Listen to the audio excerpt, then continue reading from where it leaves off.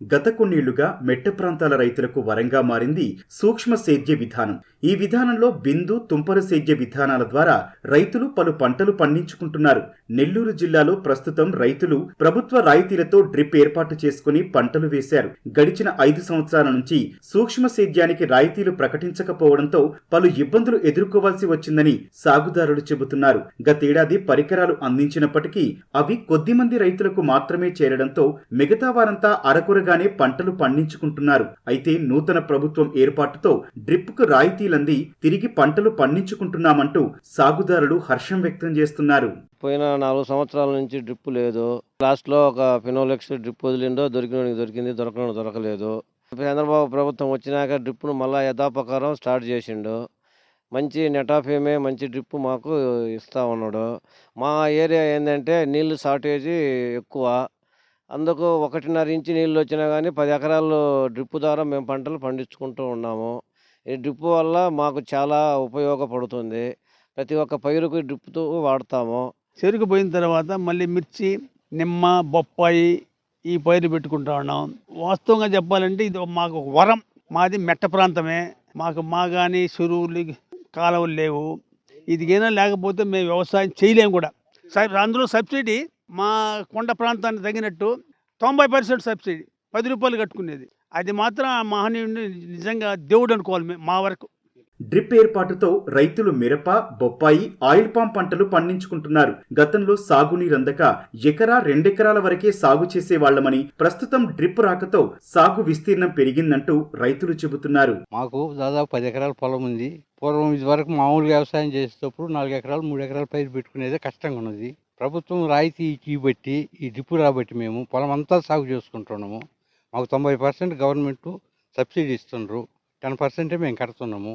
అందులో మాకుండే ఈయన నరసింహ గారు మాకు బాగా అనుకూలంగా అన్ని మాకు కరెక్ట్ టయానికి ఇస్తున్నాడు. ఇబ్బంది అన్నా కూడా గత ప్రభుత్వం వీలే సార్ మాకు నీళ్లు తక్కువైనా కూడా అడ్జస్ట్ అయిపోతాయి.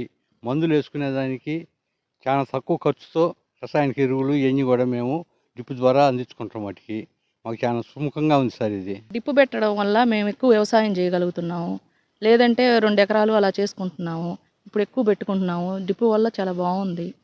ఎరువులు అవి వదులుకుంటే దానికి చాలా బాగుంది. 2 నెలలు అలా అయింది సార్ ఇచ్చి. అంతకుముందు కూడా ఇచ్చున్నారు. బాగా పనిచేస్తున్నారు. దిగుబడి కూడా బాగా వస్తుంది. డ్రిప్ వల్ల మేము 61,000 కట్టాము సార్.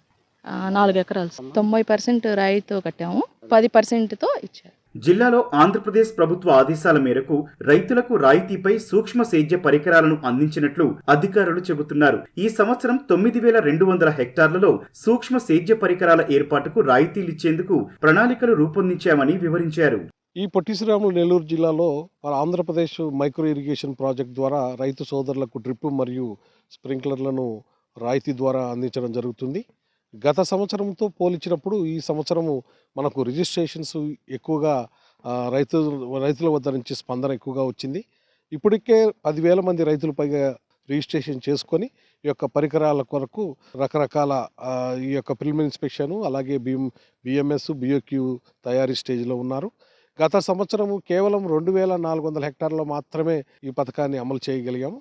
ఈ సంవత్సరానికి మాకు 9,200 హెక్టార్లకు గాను ఇప్పటికే దాదాపుగా 2,400 హెక్టార్లకు రైతు సోదరులు వారి యొక్క రైతు వాటాను చెల్లించి ఈ యొక్క పరికరాల అమరింపుకు దిశగా ముందుకు సాగుతున్నారు. 5 ఎకరాల లోపు రైతులకు మనకు 90% రాయితీ ఇస్తున్నాము. అలాగే 5 ఎకరాల నుంచి 10 ఎకరాల లోపు రైతులకు 70% రాయితీ అందిస్తున్నాము.